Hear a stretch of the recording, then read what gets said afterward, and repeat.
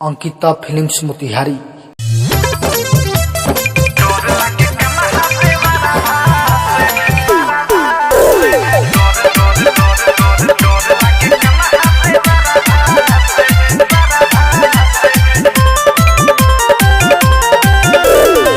पियरे पगड़ी के बान्ही के माथे सस ससुर औरी हमारा साथे। पियरे पगड़ी के बान्ही के माथे सस ससुर औरी हमारा साथे। चल देले बाटे छोटी माई के घाटे अपने उठा के घरवा से दौड़ा ले ले कहीं गिर नहीं जाए डर लागे कन्हा देवारा भासे।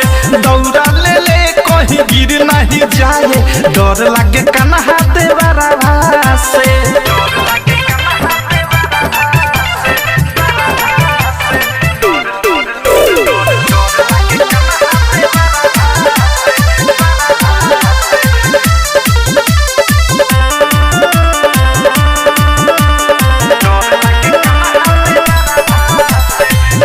न लागे कहीं लागे ना ये रहो एक गो आँख बट ताके लाते रहो।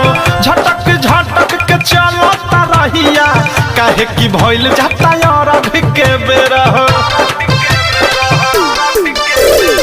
ठेस न लागे कहीं लागे ना ये रहो एक गो आँख बट ताके लाते रहो। झटक झटक के चलता रहिया काहे की भइल जाता और अभी के बेरा हो। चिटपुट झाड़ के बीच मन फाड़ के दीपावली के आइल बाबा हरवा से। दौड़ा ले ले कहीं गिर नहीं जाए डर लागे कन्हा देवारा भासे। दौड़ा ले ले कहीं गिर नहीं जाए डर लागे कन्हा देवारा भासे।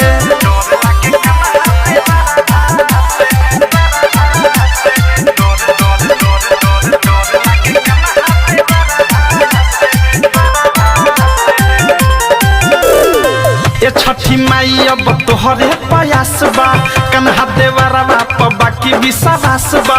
गिर नदी है चाहे कुछ होके काहे की बहरत राउरई खास बा। जय हो छठी माई हे छठी माई अब तोहरे प्रयास बा कन्हा देवारा बाप बाकी विश्वास बा।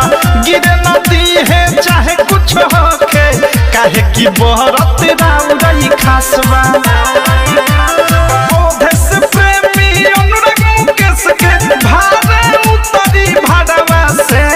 दौड़ा ले ले कोई गिर नहीं जाए डर लागे कन्हा देवारा भासे।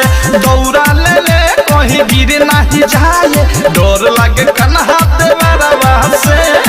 पियरे पगड़ी के बान्ही के माथे सस ससुर औरी हमारा साथे। चल देले बाटे छोटी माई के घाटे अपने उठा के घरवा से। दौड़ा ले ले कहीं गिर नहीं जाए डर लागे कन्हा देवारा भासे। दौड़ा ले ले कहीं गिर नहीं जाए डर लागे कन्हा देवारा भासे। आप भी चाहते हैं ऑडियो वीडियो रिलीज करवाने के लिए तो संपर्क करें 91 137 19 9 72।